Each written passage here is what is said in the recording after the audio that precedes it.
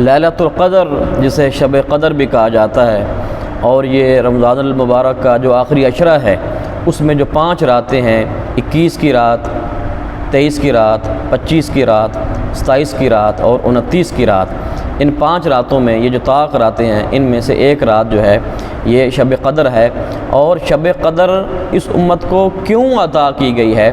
اس کی وجہ یہ ہے کہ جب نبی کریم صلی اللہ تعالیٰ علیہ وآلہ وبارک وسلم آپ نے بنی اسرائیل کے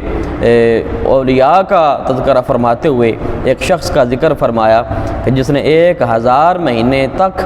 راہ خدا میں جہاد کیا، جہاد میں مصروف رہا، تو صحابہ کبار رضوان اللہ تعالیٰ علیہ مجمعین کو تعجب ہوا کہ پہلی امتوں کے لوگوں کے اتنے مجاہدے، اتنی ریاضتیں اور اتنی محنتیں، مشقتیں، عبادات، تو ہماری اس عمر کی تو ایوریج جو ایج ہے وہ بھی بہت کم ہے، تو پھر اس امت کو جو ہے وہ باقی امتوں سے افضل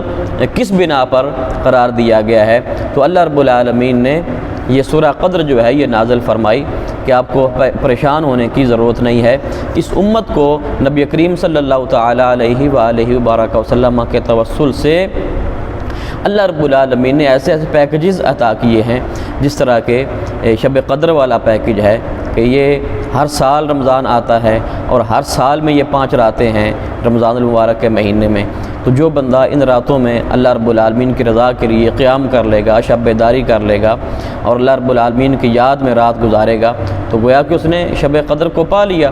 تو یہ ایک رات ہی اتنی عظمتوں والی ہے کہ لیلۃ القدر خیر من الف شہر، یہ 1000 مہینوں سے بہتر ہے، افضل ہے اس میں عبادت کرنا۔ اللہ رب العالمین اس کو اتنا ثواب عطا فرماتا ہے کہ جیسے پہلے بنی اسرائیل کے لوگوں کی 1000 مہینے کی عبادت ایک طرف اور اس امت کے ایک بندے کی، ایک مومن کی 1 رات کی عبادت ایک طرف ہو، تو اس کو اللہ رب العالمین زیادہ ثواب عطا فرماتا ہے۔ یہ لیلۃ القدر جیسے پیکیجز اللہ رب العالمین نے اس کو عطا فرمائے ہیں۔ دعا ہے کہ اللہ رب العالمین ہمیں ایسی گھڑیوں میں، ایسی ساعتوں میں اعمال صالحہ کی اور اللہ رب العالمین کو راضی کرنے کی توفیق عطا فرمائے۔